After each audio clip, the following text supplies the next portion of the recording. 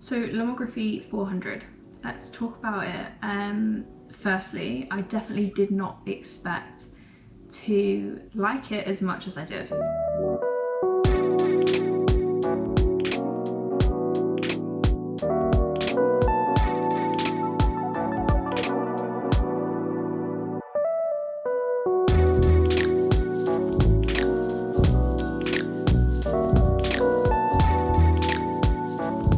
So I bought a pack of Lomo 400 a while back, a few months back, and it was mostly because, in case you guys haven't really noticed on the channel, I'm trying to try out a few different film stocks and not contain myself so much to just simply shooting Portrait 400, Portrait 800, etc. So I'm trying to kind of expand my horizons as such. So I'm yet to actually scan this film myself. So all of these observations will be based on the scans I got back from Take It Easy Film Lab over in Leeds. I have spoken about these guys on the channel before. They're amazing. I'm going to link them in the description in case you haven't checked them out. But I shot 3 different portrait shoots on Lomo 400 and sent that all off to Take It Easy.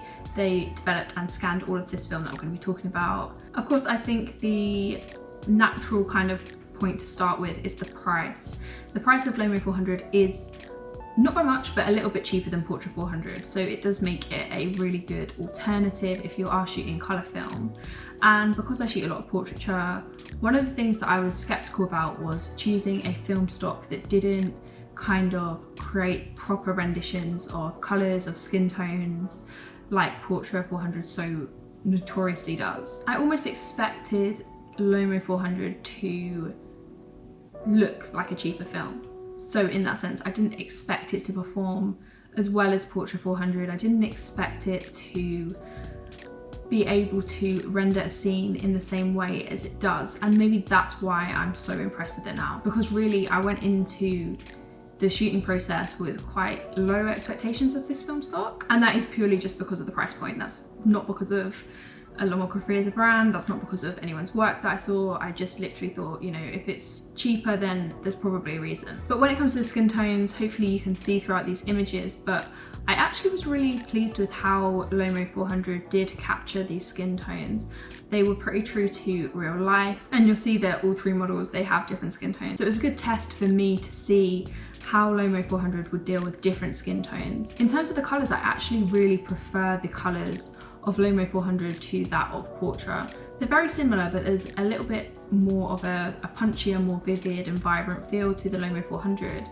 I think that sometimes with Portrait 400, especially when you're overexposing it, it can feel a little bit flat, a little bit desaturated.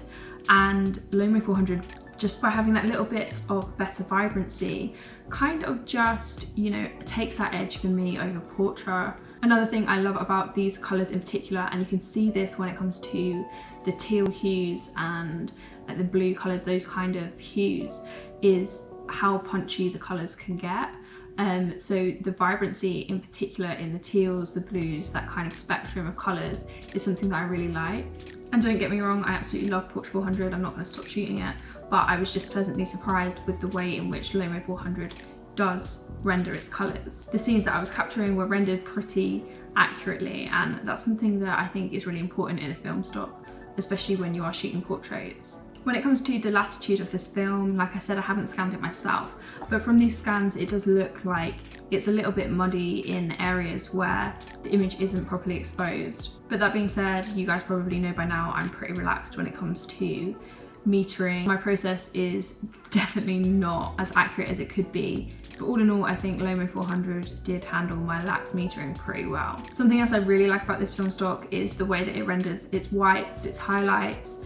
It's quite soft. That softness in the whites and the highlights is something that I try to create when I colour grade my digital work. So for me, having that in my film work is something that I think can then seamlessly transition into my digital work.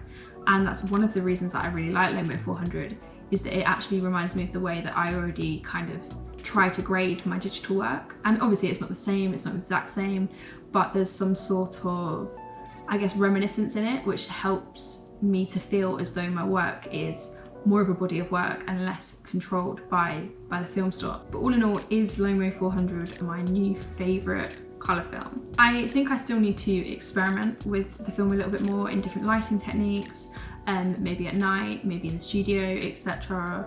And maybe in different genres of photography, so street photography. But like I said, I do feel as though the colours and the tones in this film stock actually complement my digital style quite well, which is something I really like about this film stock. Because of that, the price and the fact that the film stock renders images pretty accurately, I think that it's going to be a film stock I definitely shoot more of. I'm not sure if it's going to completely overtake the way that I use Portra, but I think that I can kind of see that happening in the future. Next up, I want to try out Lomo 800. I've heard some really good things about Lomo 800, and it will be interesting to see kind of how it fares against Lomo 400.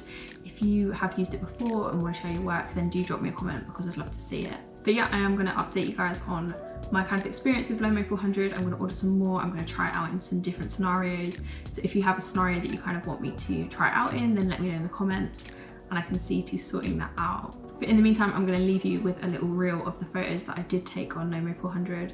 So let me know what you think, and if you did enjoy this video, then please give it a thumbs up. Remember to subscribe. I will see you guys in the next one.